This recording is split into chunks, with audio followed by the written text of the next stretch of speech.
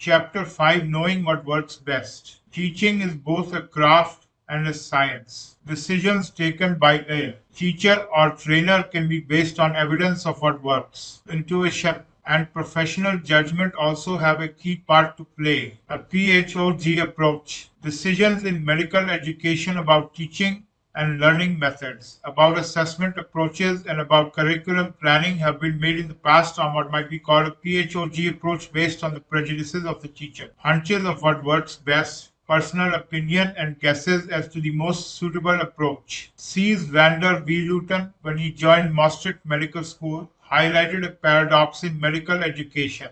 I noticed that my new colleagues, clinical and biomedical researchers, had the same academic values as I did, which reassured me and made me feel comfortable. However, I quickly noticed something peculiar. The academic attitudes of the researchers seemed to change when educational issues were discussed. Critical appraisal and scientific scrutiny were suddenly replaced by personal experiences and beliefs, and sometimes by traditional values and dogmas.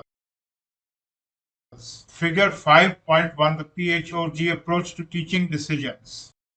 P prejudices, H hunches, O opinion, G guesses.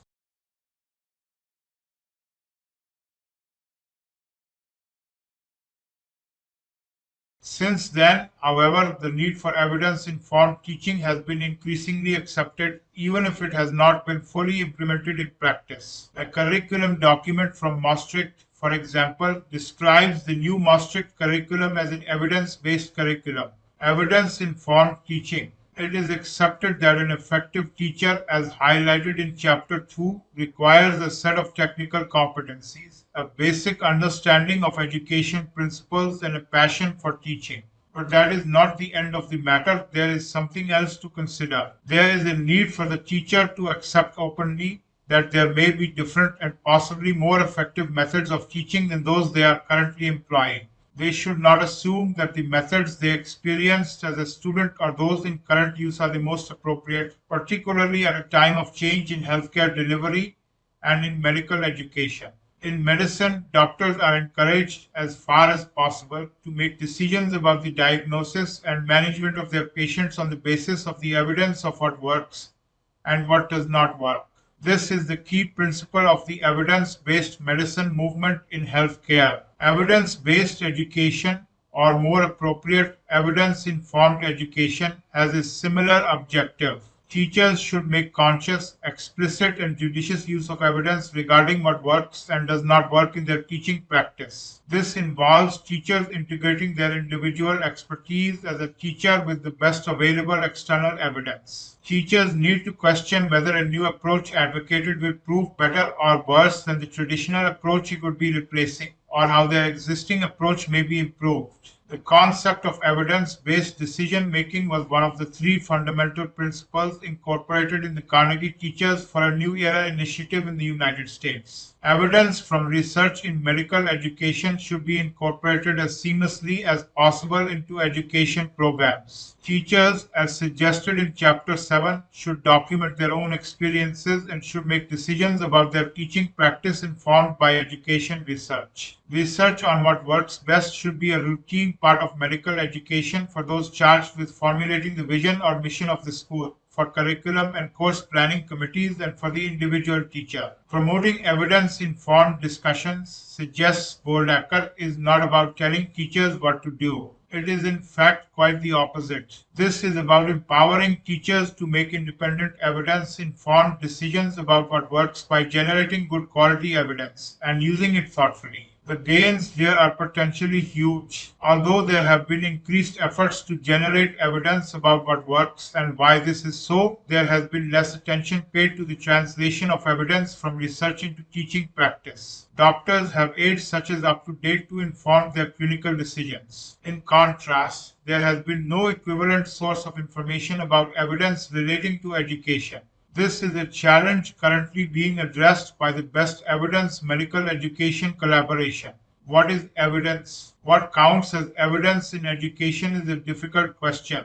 Relevant evidence may come from very different sources, including professional experience and professional judgment, as well as from former experimental or quasi-experimental research studies. Evidence that can be used to inform your decisions as a teacher can come from your own personal experience. As a professional, you should inquire into what works for you in your own setting and how the teaching and learning process can be improved. The experience of colleagues. A key factor in the introduction of the OSCE into medical schools in South Africa was the participation and experiences by teachers as external examiners in an OSCE in another school. Experiences reported in the literature or presented at educational meetings. Thor Worley described in Medical Teacher how 8 students at Flinders Medical School in Australia received their clinical training in a rural community rather than in a teaching hospital, and how they performed in the end of course assessment as well as or better than their colleagues. Despite the relatively small number of students studied, this provided useful evidence and encouragement for teachers interested in developing community-based teaching in their own school. A published review, guide, or editorial on a topic.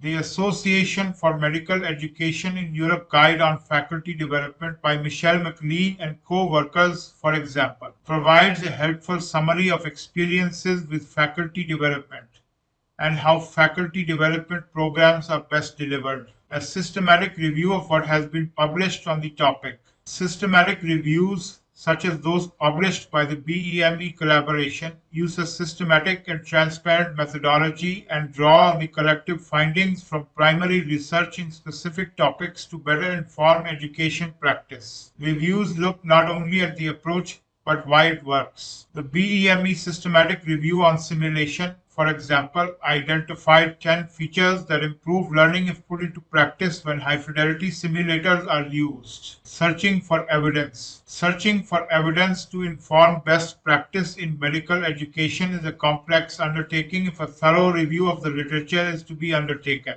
BEME Guide No. 3 by Alex Haig and Marshall Dozier provides a comprehensive overview of relevant information sources. These include core bibliographic databases such as Medline, EMPAS, CINAHL, ERIC, BEI, and SciSinfo, other less well-known databases, and the Gray literature, which includes print and electronic reports not commercially published, newsletters, theses, and committee reports. The guide describes how to undertake a search and illustrates the process with a number of examples. Evaluating evidence. Teachers often ask how published evidence can be evaluated with regard to its relevance in their context. The Quest criteria for the assessment of evidence can assist them with this task. The criteria are as follows. Quality of the evidence. This relates to the type of evidence or research method and the rigor of the study. Qualitative methods have a place alongside quantitative approaches. The randomized controlled trial may in practice not yield the best evidence. Utility of the evidence. The utility is the extent to which the approach described in the research studies will need to be adapted for use in your own practice. Research on problem-based learning, for example, may be based on a small group size of 8 students who meet formally as a group 3 times per week. The results and conclusions may have to be interpreted with caution if your group size is significantly larger and the meetings less frequent. Extent of the evidence. The number of studies reported and the size or extent of the individual studies are relevant. Evidence from a single case study that a new approach has worked well is helpful, but it is useful to have this confirmed. There is a need for more replication studies in education. Strength of the evidence. It is important to distinguish between statistical significance and practical significance. Students in an experimental group may score 67.5% in the assessment, and students in a control group 65.9%.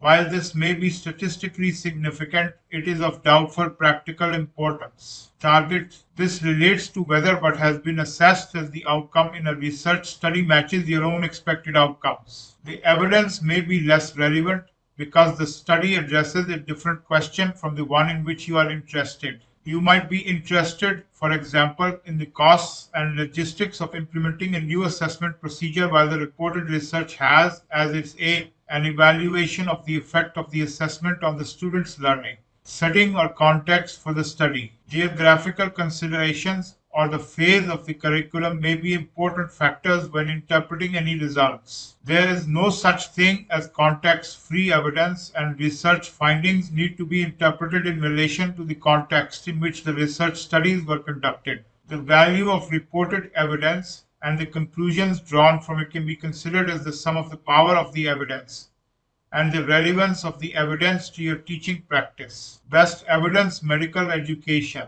Evidence informed teaching is a philosophy that has two elements. First, it requires that a teacher should not assume that their current practice is optimal and no change is required. Second, the teacher should seek evidence that will inform their decisions as to the most effective teaching approach. There is a widely held view amongst clinicians, medical researchers, and medical teachers that evidence to inform decisions relating to teaching is not available. This is not the case. For the most part, the recommendations in this book as they relate to educational strategies such as feedback, to teaching tools such as simulators, and to assessment methods such as the OSCE are informed by evidence. Often those who are concerned about the lack of evidence have either not looked for it or have looked in the wrong places. The BEME collaboration was established with the aim of helping teachers make decisions about their teaching practice on the best evidence available. Systematic reviews of available evidence produced on a wide range of topics provide information about what works, in what circumstances, and for whom. The reviews can help teachers to base their practice on available evidence. The overall aim of the BEME collaboration is the creation of a culture of evidence-informed decisions in medical education. It has certain similarities to the Cochrane collaboration in medicine. The level of evidence available to inform decisions about day-to-day practice will vary. We are certainly not at the extreme right end of the evidence continuum shown in figure 5.2, nor are we at the left end. As we learn more and more about what we do as teachers, there will be a move towards the right. Best evidence medical education is now emerging from the shadows and becoming an accepted part of the delivery of an education program. Figure 5.2, the evidence continuum in teaching. Evidence-based teaching, opinion-based teaching.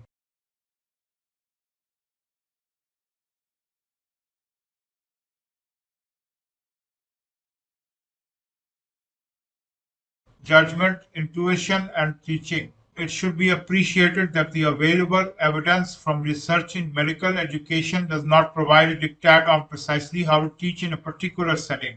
Just as a doctor has to use his or her clinical judgment, so too does the teacher have to use judgment about his or her teaching. There may be no one answer about the best way to teach or assess the learner's achievements. The answer may depend on a particular context, subject, or student.